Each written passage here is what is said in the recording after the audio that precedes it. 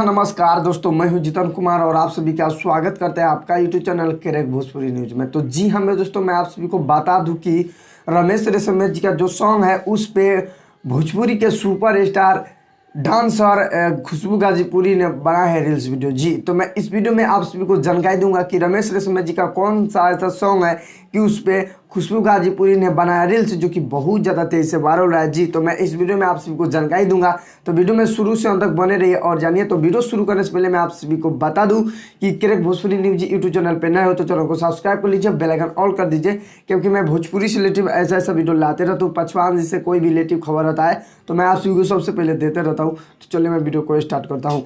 तो जी हाँ मेरे दोस्तों, मैं आप सभी को बता दूं कि रमेश रेशमिया जी का जो सॉन्ग है देवरा ढोरी चाटना बा 2, इस सॉन्ग पे बहुत ही जबरदस्त यानी बहुत ही हाई लेवल का भोजपुरी के सुपरस्टार डांसर खुशबू गाजीपुरी ने बनाया है रील्स वीडियो जो कि बहुत ज़्यादा तेजी से वायरल हो रहा है। जी पासवान यानी रमेश रेशमिया पासवान जी के सॉन्ग पे बहुत ही ज़बरदस्त यानी बहुत ही हाई लेवल का रील्स वीडियो बनाया खुशबू गाजीपुरी ने जो कि बहुत ज़्यादा तेजी से वायरल हो रहा है। जी तो आप लोग इस वीडियो को शेयर ज़्यादा से ज़्यादा कर दीजिए ताकि और जितने रमेश रेशमिया जी को चाहने वाले चाहता हूँ उन सबको मालूम पता चल जाए कि भोजपुरी के सुपरस्टार डांसर खुशबू गाजीपुरी ने बनाया है रील्स वीडियो देवरा ढोरी चटना बा 2 जो कि रमेश रेशमिया जी का ये सॉन्ग है जो कि बहुत ज़्यादा तेजी से वायरल हो रहा है। सॉन्ग जी बहुत ज़्यादा तेजी से वायरल हो रहा है। तो जितने रमेश रेशमिया जी को चाहने वाले चाहता है इस वीडियो को शेयर कर दीजिए। और मैं आप सभी को बता दूं कि रमेश रेशमिया जी का एक बहुत ही हाई लेवल यानी बहुत ही ज़बरदस्त का एक सॉन्ग आने वाला है जी 1-2 दिन में, जो कि बहुत ब्लास्ट का होने वाला है। तो जितने भाई लोग रमेश रेशमिया जी का सॉन्ग का इंतजार कर रहे हैं फाइनली इंतजार की घड़ी खत्म हो गया, क्योंकि बहुत जल्द हमारे और आप सभी को बीच